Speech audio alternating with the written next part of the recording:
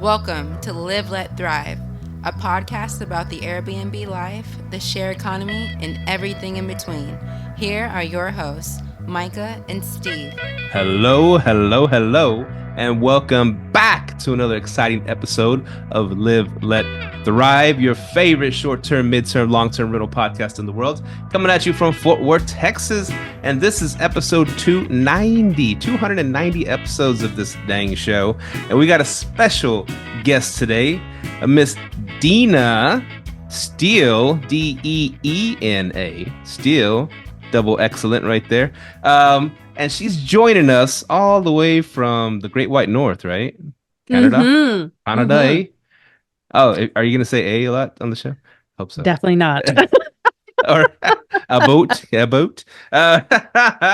Deana, who is Deana, you ask? Well, I'm glad you asked because she wrote a cool little bio about herself. I guess that's what a bio is. Well, let's see here.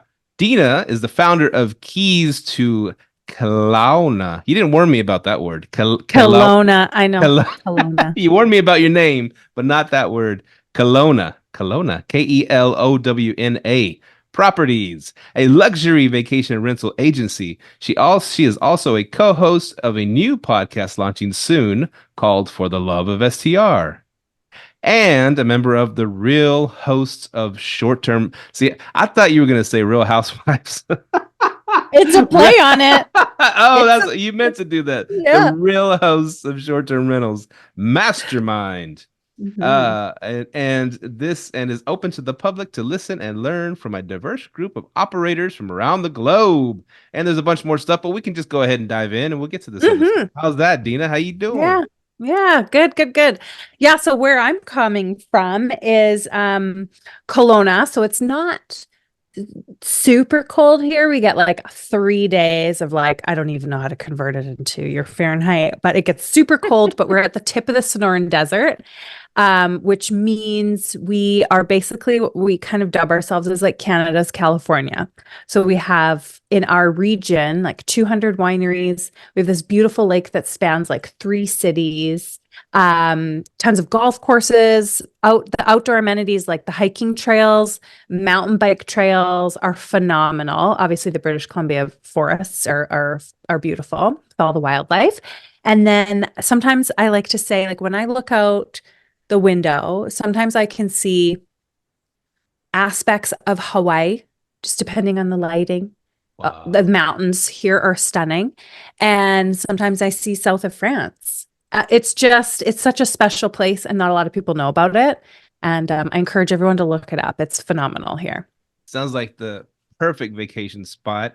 And there should be no reason to ban a perfect vacation spot like that, should there? Absolutely not. But apparently our provincial government thinks differently. So we can talk about that a little later. But yeah, no, it is a fantastic vacation destination. And again, not a lot of people know about it. So it's still, like I think our population is about 150,000 people, which is crazy because we should be like at 1 million. And so our growth, like for a real estate investor, the market here is fantastic. Our growth forecast for the next, I don't even have the number, the next 10 years, I think our population is set to, I'm not even going to quote it because I forgot the exact percentage, but obviously we can't build fast enough. And a lot of communities are experiencing this, but because we're still one of the more expensive areas to live in, but we're still more affordable than Vancouver and Toronto. So anybody that's trying to, like millennials that are getting away from their crazy careers and settling down and raising families are all flooding to the area, especially for the lifestyle. You're 5 minutes from a hiking trail or a biking trail. Like the city is just focused on outdoor living. So it's a really nice life here. But with that comes, we call it the sunshine tax, and I call it a virus because a lot of us just love to relax. So if you ever want to get anything done and you're calling someone and you're like, they're not calling me back. I'm like, yeah, everyone's just a little bit laid back here. Oh, hey, how y'all doing? Stevie Stacks here from Live Let Thrive, and I thought I'd give a quick shout out to my buddy Brian Wynn over at themusecoffee.co. Man, this is some good stuff. Brian's a longtime listener of the show, fellow entrepreneur, and he's been sending us coffee for a while now, and this is some really, really good coffee from the best places on earth, best beans on earth, freshly roasted and sent to your front door in a couple days, and you'll know what I'm talking about. So my buddy Brian Wynn over at the Muse Coffee, hit him up. He'll hook you up. If he knows you're a fan of the show, you put in code LLT, you get an extra 20% off your order. I mean, what do you got to lose, y'all? Help us keep the lights on, help a fellow entrepreneur, and get you some good coffee in the process. Themusecoffee.co. Yo. Yeah, it's cool. Kelowna, that almost sounds like a Hawaiian name, a Hawaiian word. Yeah. It's our local First Nations tribe. I think it means bear. Oh, there's bears there, huh? Yeah, we have lots of bears. Lots of bears, eh?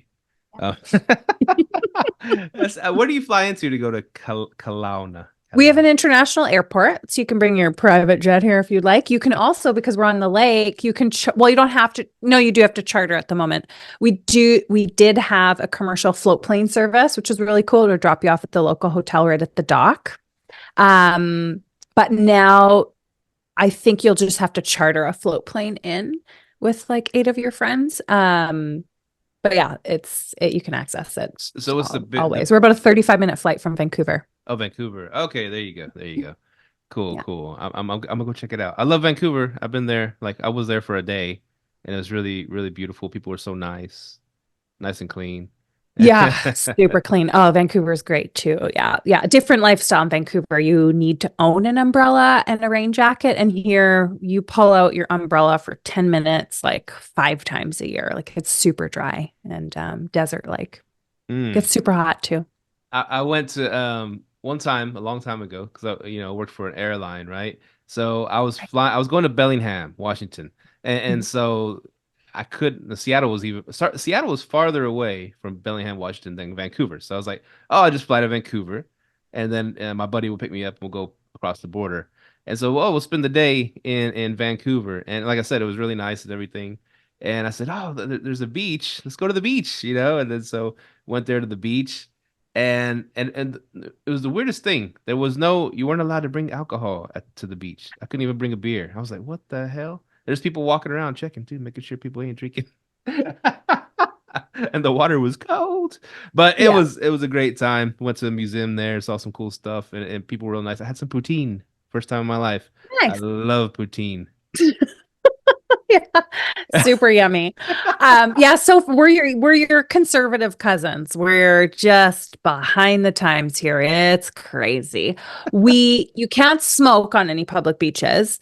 You can now drink on only designated beaches, and that was just introduced, I think, last year. They started rolling out trial beaches. So I don't drink, unfortunately. So I don't know. Well, unfortunately, I don't know which beaches they are. But we're just not a popular spring break destination for the youngsters. They don't want to go. In my city, we don't even have. Do we have a nightclub? We have one nightclub, which is crazy, and like one strip club for people to go to at night past like 11 o'clock. It's not, there's no nightlife. It's like, no, go to bed at 9. Just totally fine. I love going to bed at 9. So yes, I have to go to the strip club. Anyway. Worst. So so we're going to talk about, so you currently manage still. Yes. Luxury property. So tell us all about how you got into that. Yeah. So I started in this space, obviously with my own, which wasn't luxury by any means, just a typical like 3-bedroom family home. And I didn't brand the business right out of the gates. I just did it under my own name, under my own account. And when I decided to go all in, I had 2 other companies, a marketing agency and a nutritional supplement company that I founded. So I put those both to bed and I went all in on this. So I branded the company, and then I decided, you know what, like I love the finer things in life, and I love real estate. I love development. And I said, you know, in my next life, I'm going to be a meter reader so I can get access to all the gate codes, to all the fancy houses. And I happen to live in a really nice neighborhood. So I'd seen all of these vacant houses. So what happens is there's only a couple of hundred lakefront homes, and no one uses them. And I originally thought like maybe I could be like the house nanny, with all these nice homes, just make sure that they're okay while they're vacant. Then I was like, you know what? It's not fair that anyone's not using these properties ever. Like, don't they want to make a little money? I was wrong about that. They're not necessarily interested in making money because they have these multi-million dollar, we're talking like $14 million properties. So they don't need the cash. So it was an interesting, and it's still a hard niche to break into, but it's super fun. So we scooped up our first trophy property in 2020. And then it just slowly built from there. And I'm saying trophy like over 6 million, and lakefront. So it just slowly builds from there. You kind of get into the trusted network of people. I always encourage, work your network. It's a long game to get into that group. But yeah, just built from there naturally. And we sign, I don't know, like 1 or 2 new ones a year. But what I found with the guests are the really cool factor. The people that are looking for those properties, they are just interesting individuals and also an interesting niche to figure out. So I was saying to myself, like I used to go after the executive assistants or like the house managers, like who is that niche that has access to these people. But what I found is that those VIPs themselves were the ones that were doing the shopping for the properties. And only after you would get handed off to their team to just wrap up the details. So I made a few mistakes in my initial marketing. I was like, okay, I'm going to go after the wives of the hockey players on Instagram. Like I'm going to hunt these people down and kind of get in front of them. But it was actually the individual that was going to rent that was looking for me. So I thought that was really interesting. I always love to share that with people because you think, oh no, these people are too busy. It's going to be their executive assistant, but it's actually them who find you. And then you get handed off to the team. So yeah, it's an awesome space to be in. It's very interesting, super enlightening, and there's all kinds of characters, like from all sorts of industries. Yeah.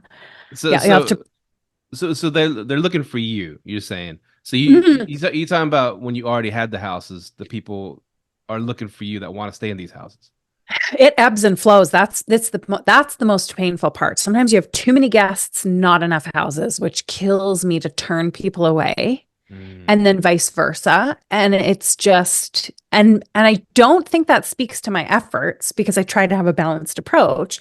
I've got these properties, I've got to find these guests, I've got these guests, I've got to find these properties. But it just always seems to happen where all of a sudden you have too many properties, not enough guests, or too many guests.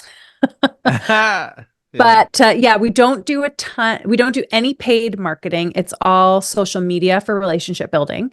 So I do, again, a lot of behind the scenes in the DMs, and then again, that trusted network. But one interesting thing I found is, and I think a lot of people bank on this where they're like, oh, you want your return guests. These people don't want to stay in the same houses necessarily. They treat them like a collector's item. They always say, like, what else do you have? What else do you have? I loved the house that I stayed in, but what else do you have? So I'm always trying to hunt for like the next option that's going to be similar, but better or more unique or more rare than the other one that they had stayed in before. So that is interesting. Yeah, it is. And it makes it challenging. I'm like, just stay in the one you stayed in, please. So just make my life so much easier. So I mean, we jump around, and we're gonna jump around the show. But real quick, I mean, you're good at putting people in these high-end places, right? And so, as a natural thing to like branch off into, especially with the band coming, which is gonna shut down most of your business. We can get into that. But it is calling up the people that are managing these, really nice, mansions or beachfront, whatever, multi-million dollar properties, and saying, hey, I can put guests into your place. Of course you can make some money. Isn't that a natural pivot for you? Yeah, I did think about doing like a segue into travel designing for the clients that I already have on my Rolodex and, finding other properties for them to stay in my network. That has crossed my mind. One thing I absolutely hate is travel planning. Yeah. I love taking trips. I hate the planning. And also then trusting other hosts, not trialing the product, not seeing the property. I hesitate to do that at this point in time. Get you And I get you would some free stays out of it. Say, I got to go sample the product first, make sure for it's sure, good for my millionaire client, and then. for sure, for sure. That would be nice. But if anybody asked me, if another manager asked me to come stay in my property, I'd probably be like, it's booked and take a hike. Like, nice try. Nice try. You never But know. I do think there's room in the market to create something like that. Like I know I was at Smiling House. She's got like a luxury portfolio in Europe. So I don't think that they vet the properties like what I was saying, like visiting them in person and making sure that they all meet up. But it's nice to have one place where that, I could send my clients, use my referral code or whatever. This is my network of high net worth homes to stay in. But yeah, and I wouldn't say my Rolodex is huge, but it could be. I was going to say one of my messages that I'd wanted to share with everyone is when I gave up my other two companies, I've always been of the mindset to diversify your income, to have something, you finger in a few pies and never put all your eggs in one basket. But I had a few, let's call them gurus, coaches, whatever. You got to go all in. You got to go all in. Burn So the I put those, ships. right? Yeah. So I put those other two babies to bed and then I niched down into the luxury market. Then everything went tickety boo with the pandemic because everyone was just burning cash. They were like, sure, how much? Great, take it, take all my money. Then after I came to a screeching halt and I thought, you know what, at the very least, the luxury market will maintain course, but they did too pulled back on the purse strings, not as much, but they did. So niching down into one category like that burnt me. I started turning away. We had a ton of properties come our way, which I'm sure everyone did during, I call it the gold rush the last couple of years. So we turned away a lot of business because they were 1 bedrooms, 2 bedrooms. And I was like, nope, I want waterfront. I want this. Focused on that. If all this is coming my way, then that will come my way. And by turning down all those little guys, now the market's shifted for me in that my 1 bedrooms are flying off the shelf. I can't keep them. Like I need more. I have requests almost daily for 1 bed, 1 bath because we've moved into also the corporate stays and midterm rentals. So I guess my word of caution to people is you can niche down, but still keep a little diversity because this industry is extremely volatile. It's the most volatile industry I've ever been a part of. And the same thing with the business. It drives me crazy. So don't have your blinders on so much that like I was being gifted all of these listings and I was like, no, it's not my niche. The gurus say, stay in your niche. But I think that hurt me. And I mean, not hurt me, but I don't feel good about it. How about that? Yeah, and I think I remember. I think I kind of know the gurus you speak of. But Yeah. hey, there was a lot of advice like that floating around back then. And, it's something on topic. Is I saw a thing that Pace Borby, that he's the subject Yes. to Yeah. buying houses guy. Yeah, creative finance. So I saw one of his videos and he actually had a great opportunity to have like a one-on-one with Tony Robbins, the motivational Tony Robbins. This is the guy that gives advice to presidents and kings and all kinds, he's the guy. He had a rare opportunity to sit down one-on-one and ask him anything he wanted. It's a big deal. And so Pace, he's a hustler, badass, doing all kinds of stuff, making, I'm sure he's a millionaire a bunch of times over. But he had the same thing. He had all these opportunities coming at him, and he's like, okay. And he asked Tony, I got all these things coming at me, all these different things I can do. I'm making money on all of them, but I know I'm supposed to focus on one thing and just do that. And that was the wisdom a few years ago, right? Screw diversification, focus on one thing and be great at that. And Tony's like, and like you said, you're being gifted, blessings from the universe, these opportunities. He goes, instead of just turning them all away and focusing on one, why not find ways to build these systems that they can run themselves, put the people in place that, you know how to set it up, put someone in place and they can run that side for you. And that was like totally opposite what everybody else is saying. Just focus on one thing and get rid of all the distractions, But, if you could build your systems and build your teams, and someone's going to run the one bedroom, someone's going to run the mansions, someone's going to run the, houses, you can be successful at more than one thing. Exactly. And I can still stay in that luxury space and have the nicest one bedrooms available. So you can still niche down, but keep your portfolio a little diverse. And what I'm learning, so to give everyone some context and another word of warning, we had regulations, insanely strict regulations, come into our market in 10 days. I knew it was brewing. I knew it was brewing because I had seen such explosive growth in our market.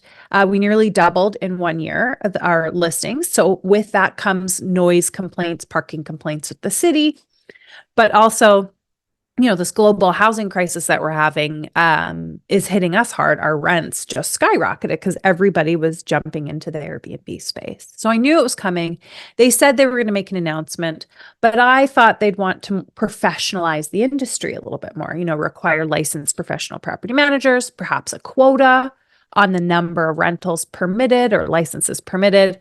But in 10 days from announcement to when it came into law, they basically, similar to San Francisco and New York-ish, only your principal residence that you live in will be permitted to be offered as a short-term rental. So all of these, and we have thousands of buildings that were built with the intent of being full-time short-term rentals that are now have no grandfathering, nothing. So they've lost like $200,000 in equity overnight. And what I had done is I really enjoy working with investors. So I niched down. I didn't work with any homeowners who had principal residences, just investors who are remote, hands off, trust me with everything from A to Z. So I didn't diversify my portfolio at all. So 99% of my listings will be null and void on the short-term rental market in 8 weeks' time. Oh my gosh. Another lesson. I was like, no, your avatar, customer avatars, ICAs, everybody's telling you all this stuff and it's biting me in the ass again. Oh my goodness. Yeah. So, I guess, but I do really love the investors. And in my city, they've gone even more, they've added further restrictions on top of like the provincial restrictions. So there will be no new short-term rental licenses issued to anyone. So there's only 498 listings left in this entire city to choose from, if that, and the number can only go down. It cannot go up. It's crazy. Wow. What are the investors going to do with these houses? People are panicking, but you know what's happening is because, so the last 2.5 years, we've added midterm rentals. I've been building relationships with relocation agencies across the country. And that's been fantastic. And everyone is now hearing midterm rentals, executive rentals. So they're all about to flood that market that I was trying to carve out. So all of my investors are really good. I do have one conversation next week. And again, most of the people that I work with this isn't their first home. They're not running tight. Like they've got portfolios. So their experience, that was one of my, criteria. I wonder if their So not portfolios were diversified.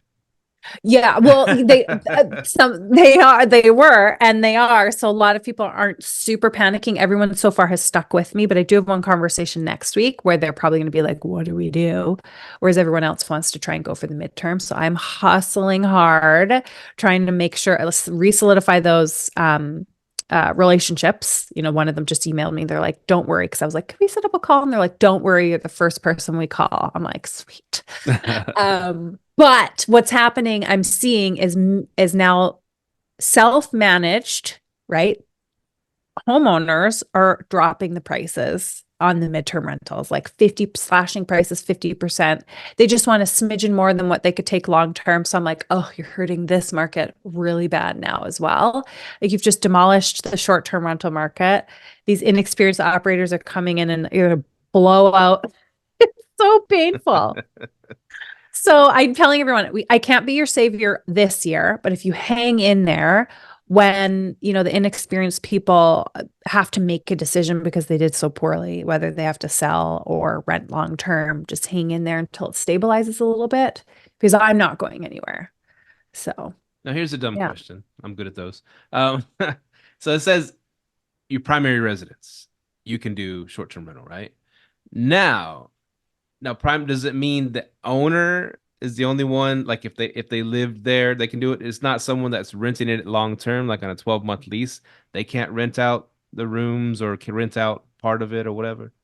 Potentially. So if you have, I don't know provincially if yes, no, it can be your principal residence. You don't have to be the principal owner. Yeah. So you can, if you do rent, absolutely. So the city jumped in front of that and said, because everyone was like, no problem. I'll just put my spouse on that. It can be their principal residence. Cause we have some crazy extra taxes here as well. Like if you do short-term rental, if you don't do long-term rental and you don't live in your property, you have to pay 0.5% to 2% in tax on the property's assessed value every year. It's called speculation. Oh yeah, we have a foreign buyers ban, we have the speculation tax, we have a vacancy tax, we have an underused housing tax. It's not investor friendly. It's so bad. It's like every 2 months, I'm like, oh, you have to fill out this other declaration to let them know where you're doing with your property, or they're going to tax you or fine you $50,000 for not filling it out. But yeah, so everyone was trying to cheat and say, oh, my spouse will just put that down. So that's why the city said, no more licenses will be issued. Doesn't matter what the province said. You can't have it. So anyone who's got one right now for a principal residence only can keep it, and everyone else can figure something else out. Jeez, they don't play around over there.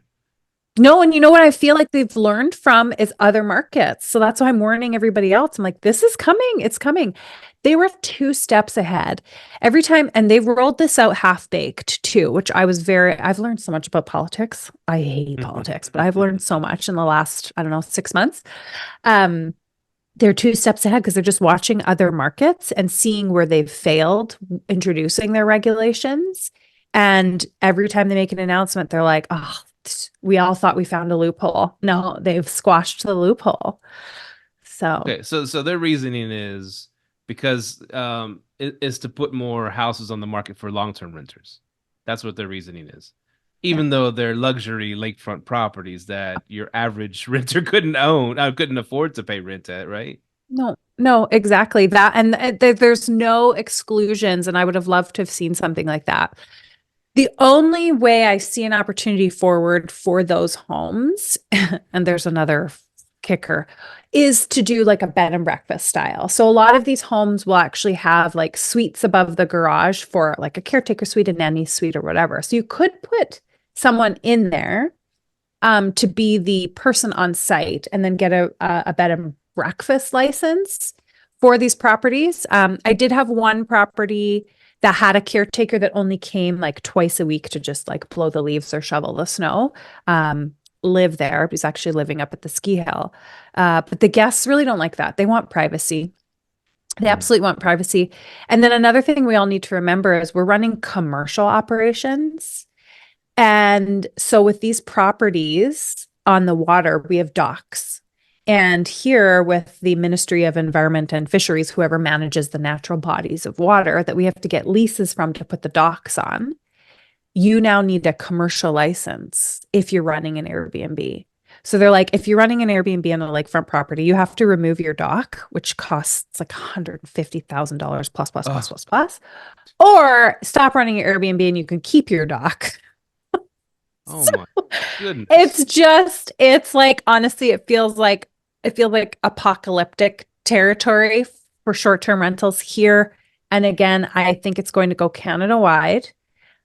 Even the smaller municipalities that are exempt because they're so small in our region, they've given an exemption to communities under 10,000 in population. But they are all requesting to opt in to the regulations. They want in. They want to be regulated so severely because they're scared they're going to get all of our traffic. So like Mm. all of Kelowna's traffic is going to come to these tiny little hamlets, basically. So it's so interesting to see that, because you're just surrounded by people in this space and we all have amazing businesses and experiences and we love hospitality, but there's a ton of people out there, I would say 90% in my experience, that could care less. It's such a new industry. They don't care if it's gone or if it's here. They do think we're kind of the devil, taking homes from people and driving up real estate prices, which is somewhat true. Like things have gone AWOL on the market.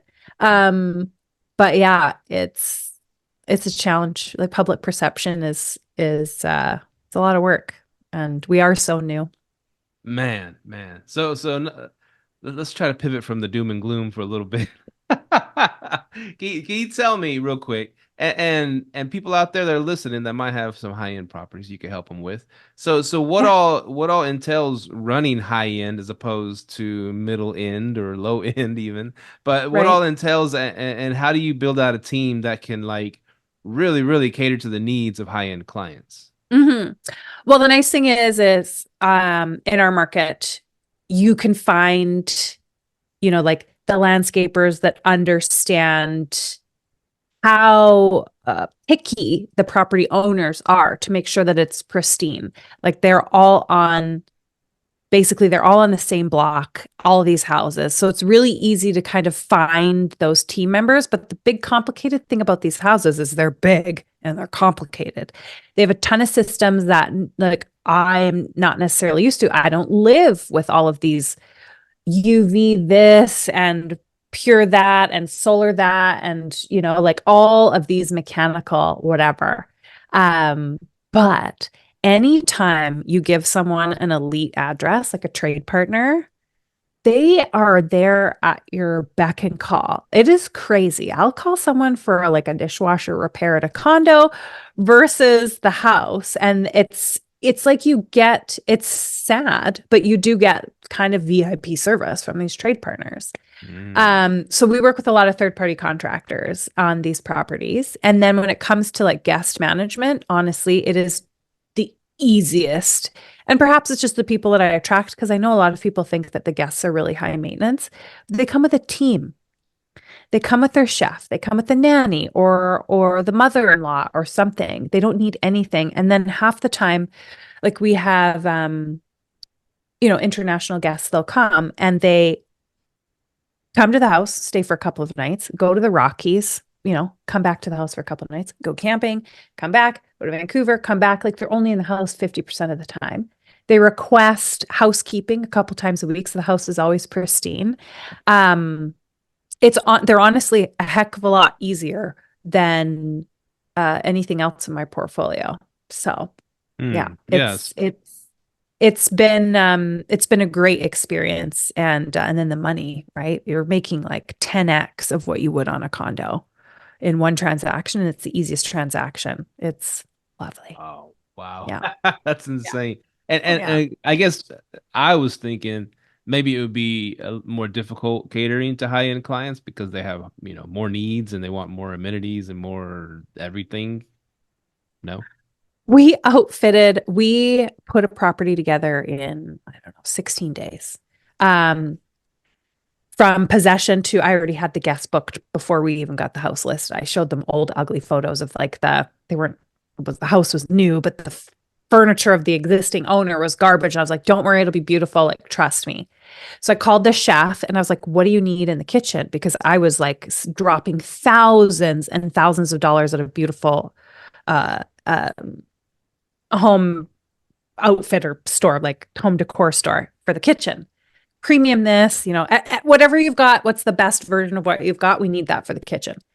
The chef was like, oh, I just need 2 cookie sheets, a small pan, a medium pan, and a large pan, and barbecue tools. And I was like, what? Oh, and he shipped a juicer because I wasn't going to buy a juicer. He shipped a juicer.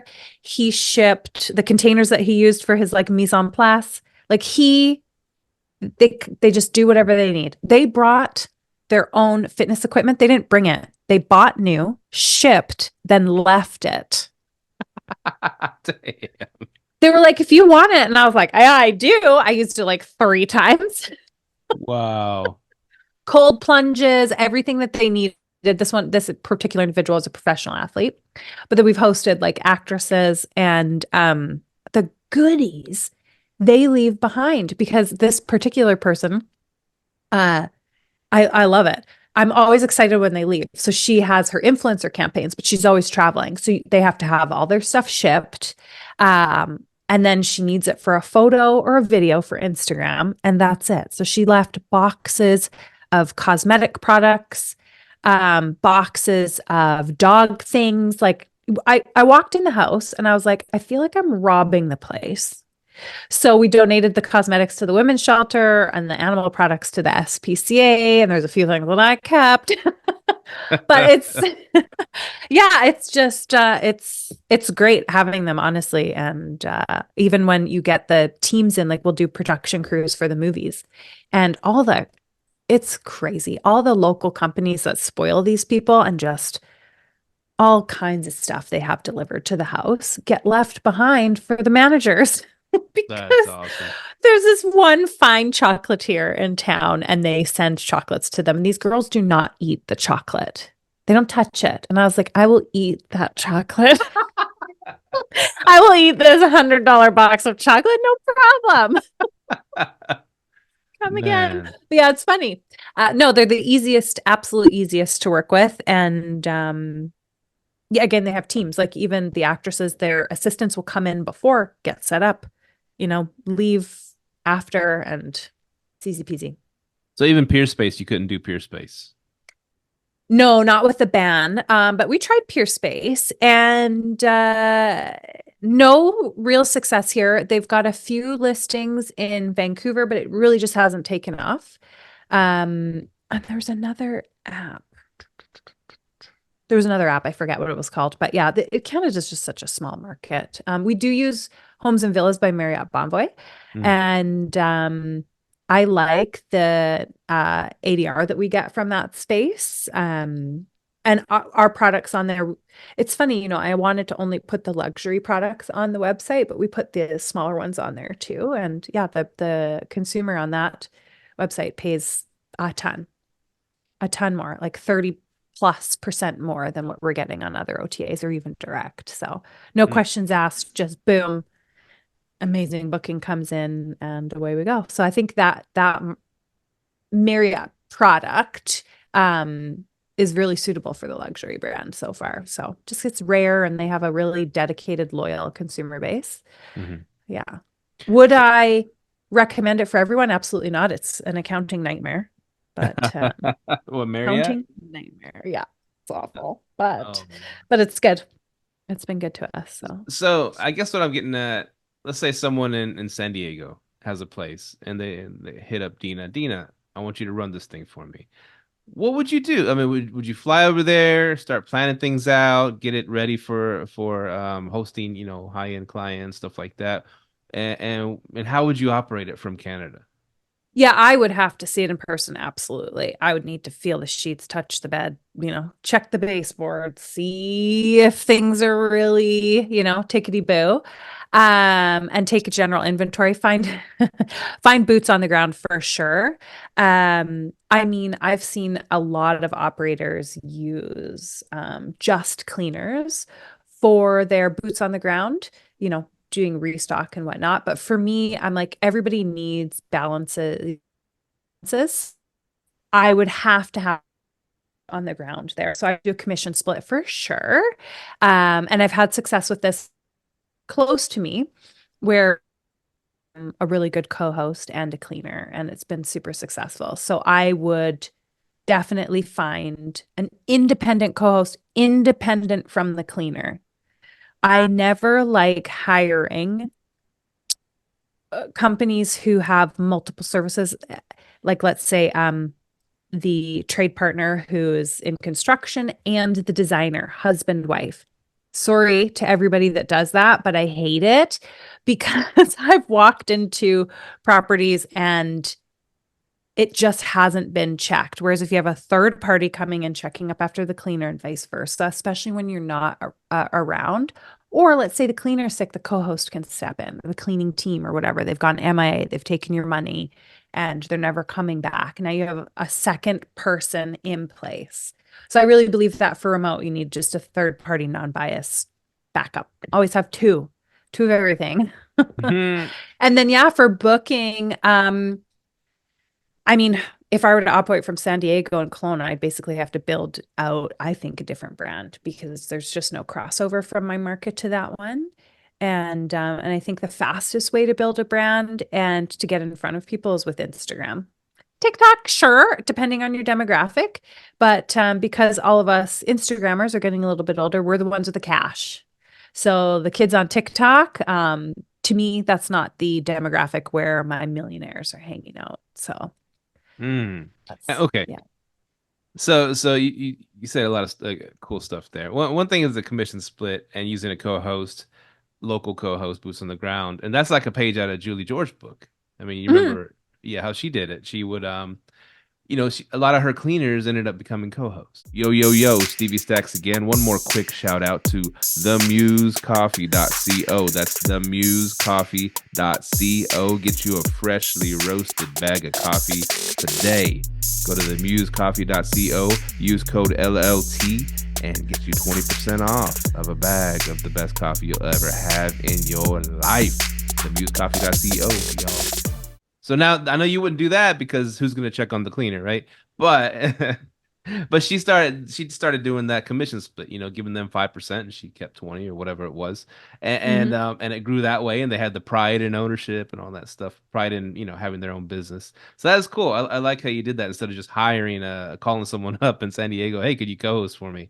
Well, That's I love the freedom of the commission too, because I worked in the construction industry and I remember my boss, he was like, I can build 10 houses or 200 houses. He was like, and make the same amount of money myself. But he's like, the stress of making sure that he feeds all of these families that he's supporting. So I've always been very conscious of that. Whereas the commission split, there's no like lingering fixed costs, right? If I get paid, you get like, if we're making money, then you're going to get paid. But if there's nothing coming in, then you have to hustle and help build the business, or like it's not costing me anything to have you just sitting there idle. So I'm always super cautious about that. And I have no problem doing a commission split either with the cleaners off, throwing them 1 or 2% to hope that they take a little bit more pride in their business. I pay them, like the cleaners here, we pay $55 an hour. So we don't do a commission split. And we just do actually fixed. So if they get it done faster, if they find efficiencies in their company, that's great. But yeah, I would definitely do a commission split with the co-host because I know how fun it is to do the math on the numbers. So, and there would be, hopefully no resentment. I wouldn't necessarily share that like I'm taking 30% or like we're charging 30%, we're only paying you out 10. That's not necessarily anyone's business. But yeah, I think that's fair to offer. I love Julie's model. I love bootstrapping, and I love that Julie built her company without all this fancy software or all these stupid SOPs and all that jazz. I was like, yeah, she's a businesswoman. She saw a problem. She found people, and the people are what make it work. It's not all this software that needs babysitting all the time. So I loved her model. I thought it was genius. And yeah, I think about it often. Me too. Me too. So I really want to dive into the Instagram part because you said that you never do any paid advertising. You got all your business from Instagram. So how are you using Instagram to promote and get business? Well, my main goal with everything that I do with the website and Instagram is actually to speak to my owner, to the homeowner, not the guest. I find there's so much noise with the guest space that I can't, it's very hard to compete and to keep up and to be consistent. So what I try to deliver is like educational content to the homeowner, the investor, especially right now, because those are the people that are like scrambling and just hanging on to every word. They need to hear from somebody. Whereas the guests, they just want to see pretty pictures, and whether you get saved or remembered is like, that's a constant battle. Like you have to be very dedicated and consistent with, if you're just going to build the product side, you have to be consistent and posting constantly because there's so much content. You get 5 seconds, off you go. And if you're not back in front of them at the time that they're searching for a place to stay, good luck. Like I have a saved folder on my Instagram of like vacay inspo of all these beautiful homes that I'd love to see in the world. But when it comes time to planning my trip, I've already usually picked the destination, and it's not from that beautiful list of properties that I've saved from seeing them on Instagram. And then I'm big on the DMs. So I work, I do a lot of direct messaging back and forth with realtors, past guests. Anytime I see some of my VIP guests and their friends that are interesting to me, I will follow them, potentially communicate with them, because birds of a feather, right? They usually like the same things, or they want what the other person had. So I kind of work off of that, and I just build a little snowball effect. And I'll do like unfollow, follow. I followed initially a lot of hockey players. I thought that's where the money was at. But Canadian hockey players, they don't make that much money, and they don't want to spend that much money. Whereas American athletes and the American dollar, huge. And then another market place to kind of hang out is LinkedIn, because that's where I can find the CEOs who are making millions and just pop. I'm just big on the social content of social media. I'm less about posting. I don't sell. I just share, and communicate, doing the social stuff with people. And people will get curious. Who are you? What are you doing? Oh, I have a cousin who loves Vancouver. What's Kelowna? So I spend a lot of time on there every day. Just communicating with everybody from see what works. That is cool. So like just jumping into the DMs, like you said. And like, what do you say? Like you see somebody is sliding into sliding in. It's a lot easier for you to do than me. It's not cold. It's cold because it's my first interaction with them, but it's warm because I follow them. I've learned something about them. So I say, always deliver a positive message about something that they're doing or whatever. Or when I find that people who are staying in Kelowna, and I see, oh, you're staying at a lakefront property, or you're frequenting, like I found this individual, she ended up being from New York, staying at a lakefront property. And I found her because she posted a video of one of my favorite artisanal bakeries. And I was like, oh, who's this interesting character? Go and tap in and follow her for several years until she's ready to come back. So wow. Yeah, and everything in real estate's a long game. And I think people need to remember that. But like then it just eventually takes off. Like I think people need to be patient. And that's why I say diversify. So if you have a couple smaller guys, because it takes a while to get the bigger guys, or to keep them around, right? Like I watch some of the other people in my space, they can't keep them. So they're coming in like guns a-blazing, trying to like scoop up a ton of inventory really quickly, but they can't. The churn that they have is incredible. And I keep all of my clients. The only time they leave is because they're, changing their portfolio after, as planned. So yeah, it's a long game, and I don't mind. That's cool. Time flies. And yeah, I know, right? I know, it's almost an hour. LinkedIn. How are you using LinkedIn? Again, the social aspect. So I follow people that I think are interesting, Canadian CEOs. I know my source markets. My source markets are like Vancouver, Calgary, a little bit of Saskatchewan. So like, what are those mega companies? Like cannabis. Cannabis blew up. So those people are making a ton of money. They've got money to burn all of a sudden. Oh, so-and-so sold a software company. Oh, interesting. I saw that they were skiing at this resort last year. So I just get in front of them again with those warm conversations where I'm not selling anything. I'm just there. And I believe that I tend to do a little bit of humor. I love humor. So I just make it engaging enough for them to just be interested or answer my messages whenever I reach out. Wow. I'm a big communicator. So you're still you still want to cater to the high end crowd even after this ban is happening. Is that still your direction? Yes. So my new project that we're working on right now is I want to move into I don't want it to be a hotel, but it might have to be just because of the regulations. But the tiny home resorts, but cater to that luxury market. I want to cater to couples looking to like disconnect and reconnect and add in the health and wellness aspect that I absolutely love in a rare location on the lake. Ideally on the lake. If I can't make it happen on the lake because the lots are so expensive, I will take it into the hills. But ideally, I want to be able to give people that experience and that rare experience of being on the lake. And then, yeah, adults only, just couples that are after that like rich, like actual retreat. So, which is interesting because I'm only looking for like 2-night stays, maybe 3-night stays. Whereas before I was always after those longer bookings. But I think for that demographic, we'll be able to drive up the prices, create a really luxurious space, but it'll be a palatable budget because they're only staying for 2 nights. So it's not like, oh, I'm spending $1,000 a night for a little whatever.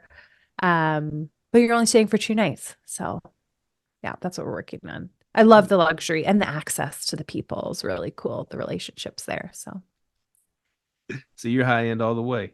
yeah, it's in my blood. It's in my blood. I had to tell myself that. I was not. Yeah, if you're not watching it on YouTube, she's covered in diamonds right now. Yeah, dripping in diamonds and gold. It's called what is it called? Quiet luxury, silent luxury. Yeah, silent luxury. Oh man, and so are you pivoting out of your market now? Are you going outside your market? a little bit of both. I'm doing some diversification. Oh, So nice. no, because of what's happening in my market, we're moving into that midterm corporate rental space as much as we can. With the clients that we have, we'll probably add a few more to the portfolio, but I don't want to saturate my personal portfolio. And I've had a lot of requests from homeowners who self-manage to actually pay me to advertise their properties only. So I was thinking about because I get a lot of website traffic and they won't be allowed to market on Airbnb or VRBO. Legally, Airbnb and VRBO will not be allowed to advertise anyone's rentals in this city. I don't know if it's because they've also changed the length of the definition of short-term rental. So anything under 90 days. So they won't be able to use. They're 2 steps ahead. They're 2 steps ahead. So no one will be able to advertise 30-day rentals on Airbnb. So people are coming to me because I have the website traffic. So I thought, oh, this might be another product I could sell. The challenge is I'm just really struggling is like the Keys to Kelowna brand is kind of known as luxury, and I'm not going to preview and tour all of these properties. Obviously, I'm just going to be connecting these people with people looking. So that might be a secondary obviously it won't be super lucrative. Maybe it will. Doing that, but then I'll be moving into the planning phase of the hotel. I don't know if you've heard of Our Habitas. It is a hotel brand that started in Tulum.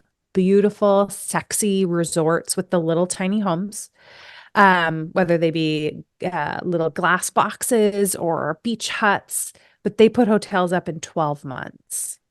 So I was like, oh, if I gave myself 18 to 24 months in my first go, could I? Because they're using prefabbed product that they build in their own factory.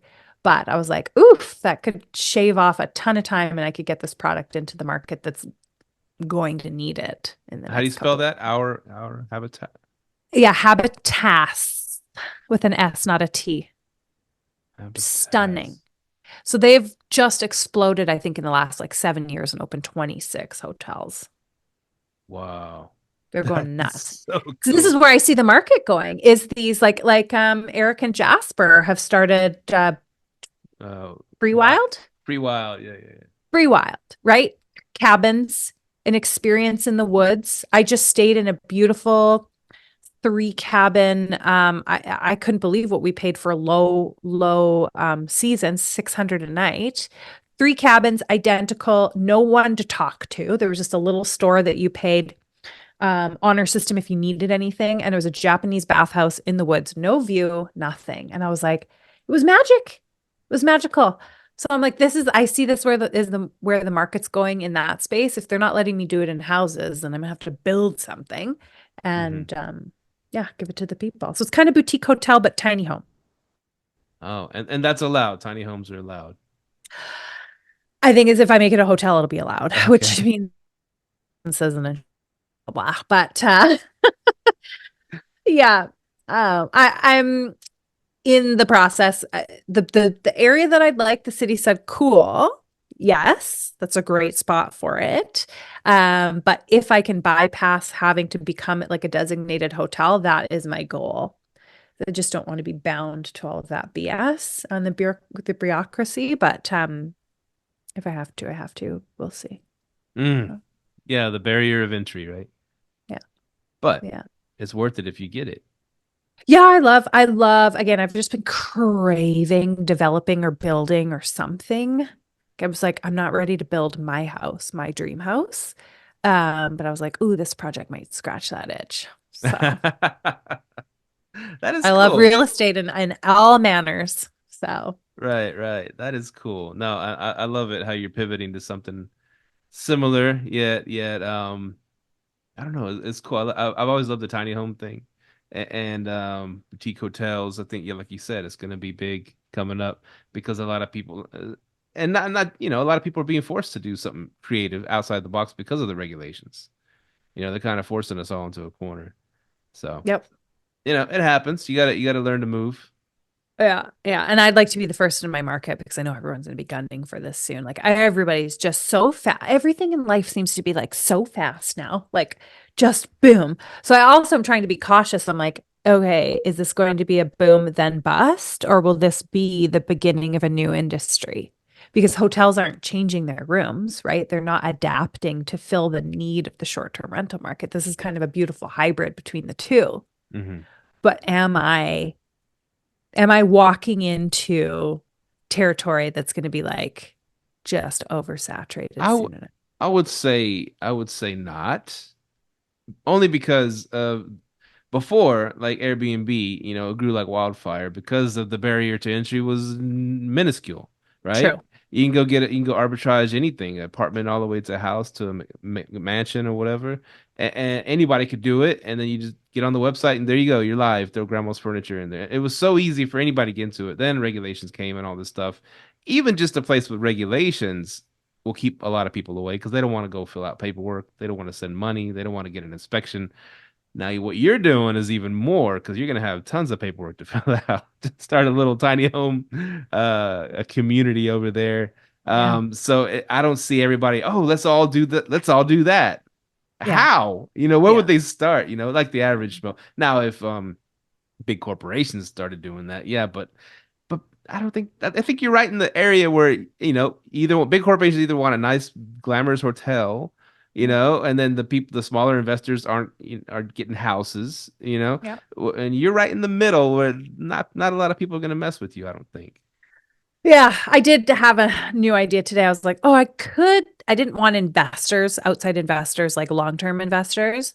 And I thought, oh, you could sell these at 1/3 of what people are paying for condos in this city right now. Like sell into the resort as a rental pool kind of. Anyways, yeah. There's a few options. Then I could expand quickly, but then yeah, I'm thinking there's going to be a lot of developers out there that they'll jump on that too. Like, oh, we can sell something for 250,000. That's a new market. People are looking for prices like that. Anyways. Yeah, don't be scared. Don't be scared. Just jump Yeah. in. No, Just do. I'm stoked. I'm stoked to give myself the challenge. So I've basically said no vacations. One vacation this year. We're planning a trip, and the rest of it's just like head down, figure this out. Mm, that's what you're all about. All about. I don't talk like that. Oh, I heard you. Here, we'll rewind the tape. Yeah. Um, Deana Steele, thank you for hopping on. You got like a action hero name, Deana Steele. It's a really powerful name there. Thank you. Thank you. So thank you for I hopping didn't pick my on. name. You didn't. I didn't get to pick it. Well, they did a good job. Instead of Deana Steele, it doesn't have the same ring. So Mm-mm. Deana Steele, yeah. Boom. So so where can people find you, Deana? Hanging out on Instagram. So I'm my business profile that I talk about short-term rentals to investors and homeowners is at Keys to Kelowna. But I think my hotel journey will be on my personal profile, which is at Deana Steele. Um, so yeah, I've got a few Instagram accounts, but I think I'm going to do the hotel journey on my personal page just because it'll be a different brand as well. Nice, nice, and we'll put that in the show notes. Mhm. And well, thank you so much, Deana. I love to hear a different part of the short-term rental space. I don't get a lot of high-end or luxe people coming on. But yeah, I've been wanting to dabble in that market myself to see if I could hang with the big dogs. But according to So you, worth it. it's a lot easier and a lot more money, so I like that. Way more money. You're like, oh, you'll pay that? Okay. Like they don't even haggle. They don't even haggle. So So I so highly recommend it. So you can't, can you lux something that's like a four-bedroom, two bath in the suburbs? Is that not luxable? No, so something we didn't cover. What people are looking for is like a rare property, similar caliber to what they're coming from. Mm, So it can't be nestled and privacy. Like that's a luxury in itself too, right? Like mm, space, privacy, view. If you can't be on the lake, like do you have a phenomenal view? Is there something unique about the property? Because again, they want those collector's items. So no, you can't just take a beautiful.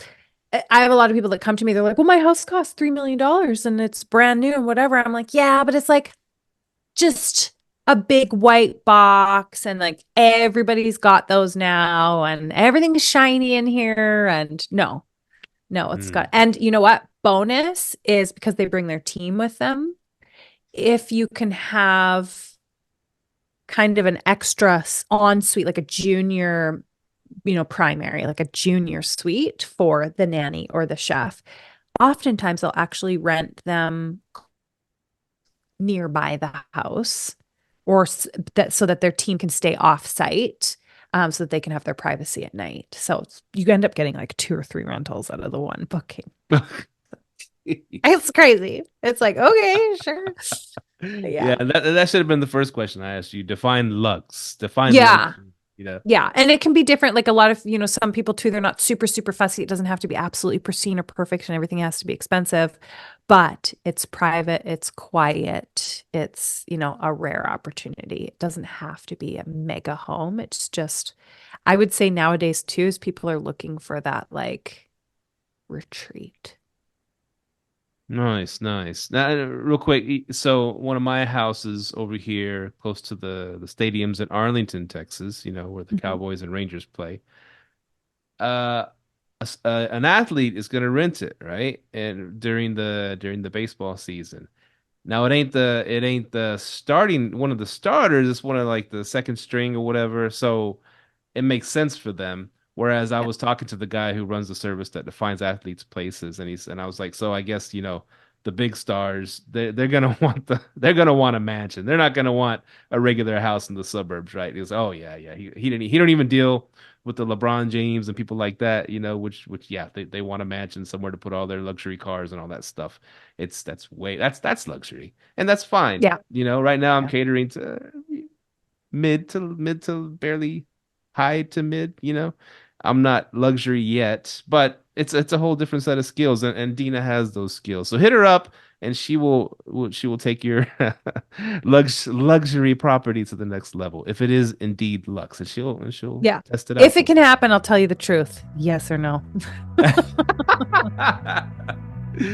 Cool. Well, thank you, Deana, for hopping on. I can't wait to do this again. It Yeah, was it a was lot fun. of fun, and I'll see you on the next mastermind. Live, let, thrive. See y'all later. Bye. Thank you for tuning in to this week's episode of Live, Let, Thrive. Be sure to tune in next week for all the latest in the world of Airbnb and all that entails. Bye-bye.